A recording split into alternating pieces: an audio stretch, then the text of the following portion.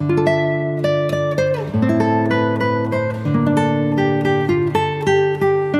Guys, welcome back to my channel. So guys, आज मैं आपके लिए लेके आया हूँ डिलीवरी मैन के एपिसोड 3 की एक्सप्लेनेशन। अगर आपने इससे पहले के एपिसोड नहीं देखे तो आप उन्हें हमारे चैनल पे जाके देख सकते हैं, और साथ ही में मैं उन वीडियो के लिंक नीचे डिस्क्रिप्शन में भी दे दूंगा, तो आप उन्हें भी चेकआउट कर सकते हैं। और मैं आपको रैंडम सीन हटाकर मेन स्टोरी के हिसाब से एक्सप्लेन करूंगा।